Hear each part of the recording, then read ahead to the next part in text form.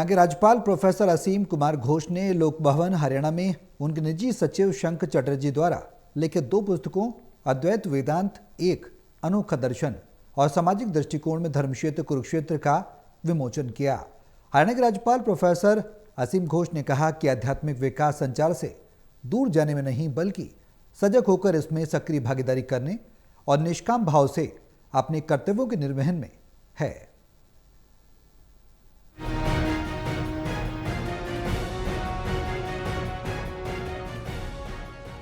राज्यपाल प्रोफेसर असीम कुमार घोष ने लोक भवन हरियाणा में उनके निजी सचिव शंख चटर्जी द्वारा लिखित 2 पुस्तक अद्वैत वेदांत एक अनोखा दर्शन और सामाजिक दृष्टिकोण में धर्मक्षेत्र कुरुक्षेत्र का विमोचन किया।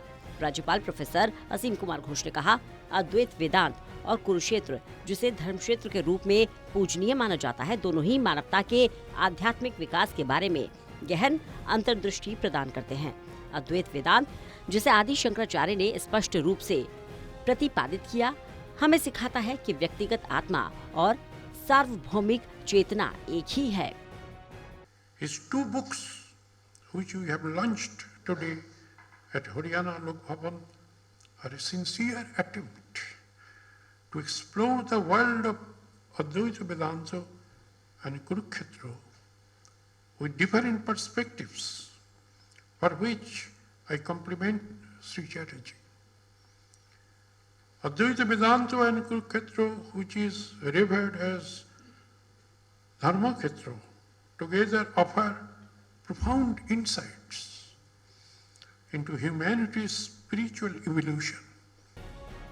राज्यपाल प्रोफेसर असीम कुमार घोष ने कहा, ये अलगाव के भ्रम को समाप्त कर साधक को आत्म साक्षात्कार और आंतरिक मुक्ति की ओर मार्गदर्शन करता है।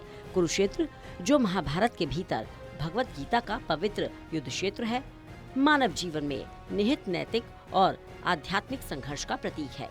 यही भगवान श्री कृष्ण ने अर्जुन को शाश्वत ज्ञान प्रदान किया और उन्हें धर्म, वैराग्य और स्पष्ट उद्देश्य के साथ कर्म करने के लिए प्रेरित किया।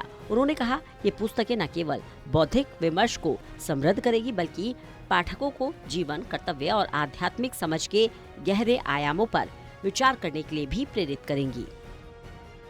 Advaita Vedanta, most clearly articulated by Adi Shankaracharya, teaches the non-dual reality that the individual self is identical with the universal consciousness.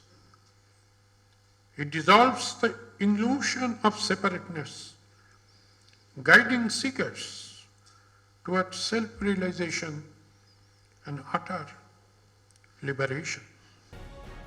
Haryana विधानसभा के अध्यक्ष हरविंद्र कल्याण ने कहा, पुस्तकें हमें जीवन के उद्देश्य के प्रति हमारे दृष्टिकोण को स्पष्ट करती हैं।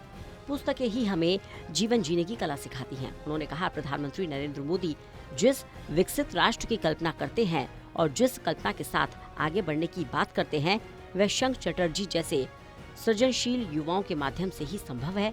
उन्होंने कहा, राष्ट्र के लिए प्राचीन संस्कृति और नवीन सोच को साथ लेकर चलने वाले युवाओं की बहुत आवश्यकता है।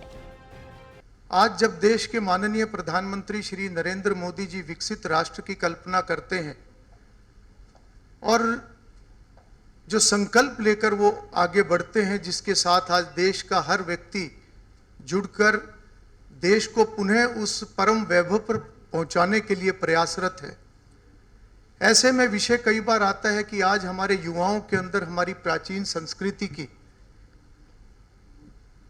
की सोच और उसके साथ उनका जुड़ाव बहुत आवश्यक है।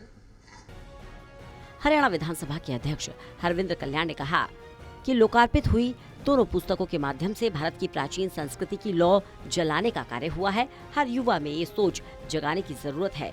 उन्होंने कहा कि भगवान श्री कृष्ण ने पूरी दुनिया को कर्म का संदेश दिया। इन पुस्तकों से पूरे समाज को लाभ मिलेगा।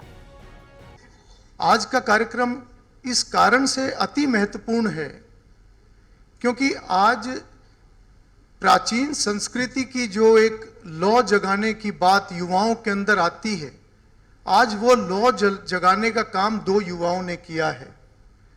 निश्चित रूप से हमारे देश के उज्जवल भविष्य के लिए एक बहुत बड़ा संकेत है और बहुत अच्छा संकेत है। मैं शंख जी को, अरिहंत जी को विशेष रूप से शुभकामनाएं देता हूं। अगर इस आयु के अंदर उनकी इतनी बड़ी सोच है तो आज यही सोच हर युवा के अंदर जगाने की जरूरत है। इस सोच पर देश के हर युवा को आगे बढ़ने की आवश्यकता है।